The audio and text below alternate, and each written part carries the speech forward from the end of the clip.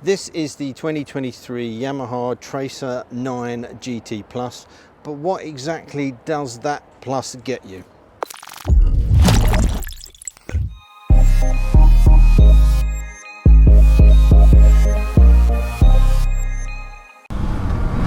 Obviously the Tracer 9 GT comes with loads of stuff anyway, so in this video I want to concentrate on the differences between the Plus and the GT. I'll put a link up in the top corner to my original GT review, because from the point of view of the engine, the performance, the braking, with one exception, everything else on this bike is exactly the same. There are a few notable changes. The most obvious one is this 7-inch TFT dash.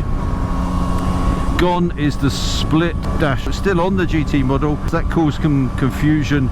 Well, not really confusion, but there are a lot of people telling me I was wrong, I was an idiot. It's not a 2023 bike that I reviewed because it hasn't got this dash. This dash is only on the Plus, it's not on the GT, but we'll talk about that a little bit more. The one thing that I wanted to start with that's a big addition to this bike is the adaptive cruise control. Okay, so let's try and give you a demonstration of this. It looks like a potential opportunity. Okay, so here we go. Press the button in the middle there, you get a little light comes on to show you that your cruise control is switched on. Set it at that speed. There we go, with it set at that speed, and then there's a button here which, if you press that, gives you the distance that you are from the vehicle in front.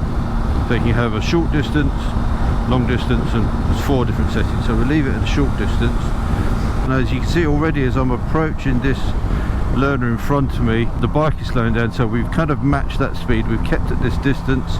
If I knock that back, it would drop back even further away, but as soon as I pull out to get in the outside lane without me touching the throttle, it's accelerating back up to the 70 miles an hour that we set before. And obviously you can change that speed just by going up and down as you would do with a normal cruise control. So again here, no input on the thing, I'm not touching anything, it's slowing down, it's slowing down. You don't have to rely on it picking up its own speed if you want to, and you need to squirt past the vehicle. You can just use the gas as you would do normally. So here I've got a vehicle going past me, I can just take over control, but as soon as I switch that off, it goes back. I've got a warning to say I was too close to that vehicle in front with the setting that we've got there, and now we're back up to the speed that it's set. I'll pull in behind this again, it's saying, oh, there's a vehicle there, and it's just going to maintain that distance. I don't use cruise control that much, but when I do, I think this is a really good system, because there's nothing more frustrating, particularly when it gets busy on a motorway.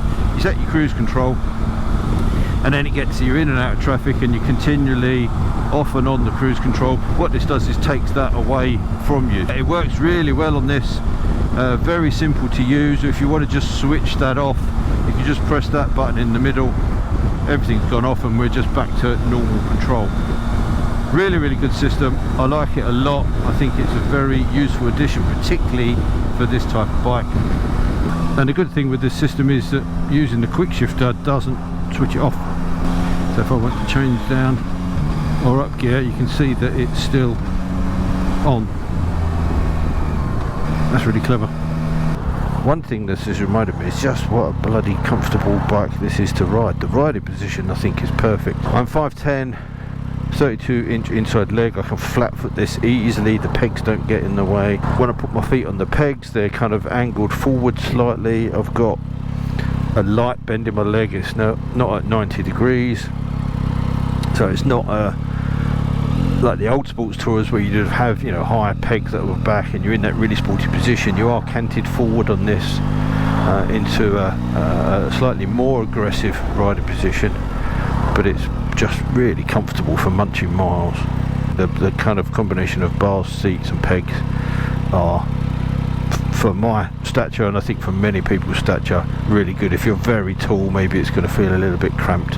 But apart from that, they've done a really good job of this. It is a proper touring machine. I like the screen, that one hand adjustability of the screen. So many bikes you see that don't have something made as simple as that. But the only thing I would say about the screen is at 5'10", I do get a bit of wind noise from it. Not buffeting as such, I don't get my head blown around, but it does create quite a lot of wind. It's something I could live with. It's not horrendous, it's just something I've noticed. The handling is sublime. That semi-active KYB suspension does a fantastic job. Definitely ticks all the boxes for a sports tourer. It's fast, it's exciting to ride, but it's easy to ride, it's good at low speeds, it's comfortable, it's got all of the kit on it. If you're looking for a do-it-all road bike, it's just a really well thought out and set up motorcycle. Okay, so one of the other things that we've got on here is a slight change to the Quickshifter. Now the Quickshifter on the GT I thought was excellent. They've changed it on this one. It's the 3rd generation, I think they call it. You might be able to see it. You'll see it if I do a cutaway. There's 2 little green arrows and it shows you in which direction the Quickshifter is working. So on the previous model, if I'm accelerating, it will show the up arrow to show that I can change up.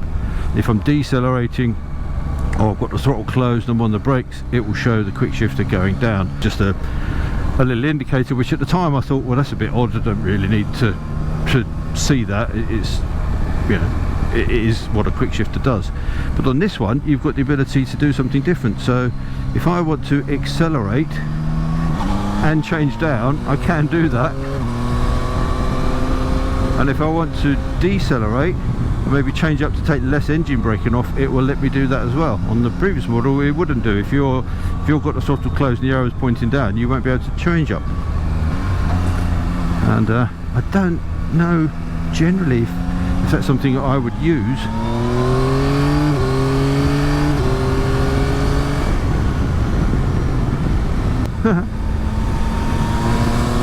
But yeah, just as a rider's bike, this is just phenomenal. Absolutely phenomenal.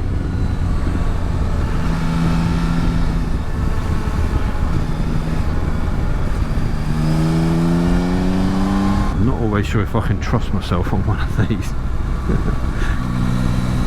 There's one other change I think as well. The seat on this is different. Let's just pull over. I'll pull over so you can have a look around the bike anyway.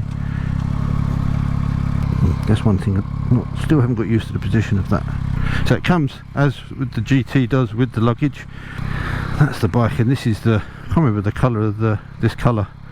I think it's cool grey or something. I'll put it on the screen. Then they do this, and they do the performance icon, I think, which is the Yamaha blue. So it's a really nice looking bike with that gold pinstripe. But yeah, this seat apparently has been re-sculpted as well. So it's nice and broad at the back here. Plenty of support, really comfortable. I haven't taken a pillion on it, but there's a huge pillion seat, nice grab handles, and obviously you have got the option, if you want to put a top box on this. If it was mine, I'd probably live with these side cases and use a tank bag for touring. And although these cases might look a bit of a weird shape, it's because they've been designed to take a full face helmet, so you can get a full face helmet on either side. There's your little adjuster for the rear suspension, semi-active on the front, comes with the centre stand, hand guards. Yeah, it's a hell of a bike. I really like it. I think if I wasn't tempted to go down roads like that when I'm out riding, this would definitely be something on my list. Anyway,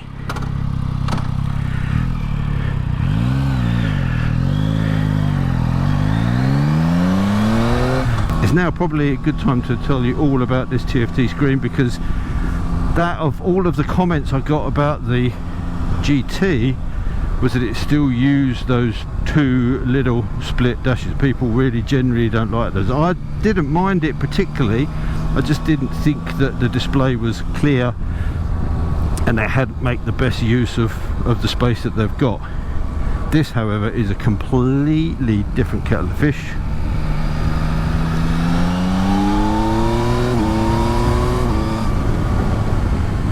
And it's a massive improvement. So let's head back to me at the cave where I can take you through exactly what this is all about and what it does. So as you can see, this is a really nice display, big, bright, easy to read, even though it's got a lot of information on it. You've got a dedicated button to flick through your modes, so street, sport, custom, rain. Gone is the little roller wheel that was found on the GT that's been replaced by a joystick, and you use that to scroll through the detail on the side of the screen. Pushing the joystick in brings up the sub menu, and in there you've got things like machine settings. You can change the theme, you've got your info, your audio connections, applications, all the bits and pieces that you could want is set up and changed through those. So it's a very comprehensive menu. You've got lots of options in terms of your grip warmer and the levels of heat that you can put on there. There's a whole host of bits and pieces you can play around with. The 3 different Speedo themes are largely the same, to be honest, but you've got the choice there if you want to play around with that. And of course you can change the information on the sides of the screen as well. So there really is a lot of flexibility in this system to get this display set up exactly as you want. It's a good use of space. They're not overly fussy. It's easy to read, nice and clear. It's a good display.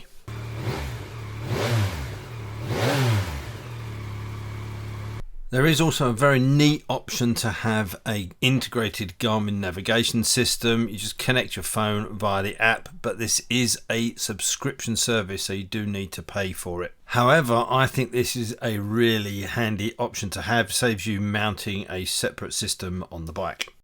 Actually, one thing I forgot to mention when I was talking about the radar cruise control is that this bike also has the radar activated unified braking system. You get aided braking essentially, so if you're not riding necessarily on the cruise control, but if you're riding up behind a car and you're braking and it thinks you're not braking hard enough, it will add a little bit of rear brake if you're on the front brakes. If you're braking hard on the rear brake, it'll add a bit of front brake, and it keeps the bike nice and stable.